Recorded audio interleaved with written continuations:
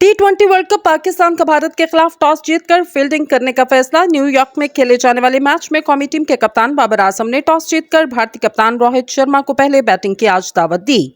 कौमी टीम के कप्तान बाबर आजम का कहना, मैच में बेहतर परफॉर्म करने की आज कोशिश करेंगे। माजी में भी आज के मैच पर फोकस रहा। भारत के खिलाफ मैच के लिए बहुत हौसला मिलता। कौमी टीम में आज एक तब्दीली की गई और आजम खान की जगह अमाद वसीम को शामिल किया गया।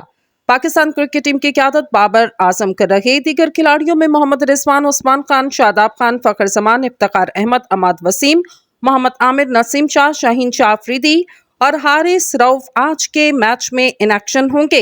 भारतीय टीम के कप्तान रोहित शर्मा का कहना, अच्छा स्कोर करने की कोशिश करेंगे ताकि बॉलर्स दिफा कर सकें। यहां 2-3 मैचेस पहले ही खेले जा चुके, अंदाजा है कि यहां कितना स्कोर किया जाना चाहिए।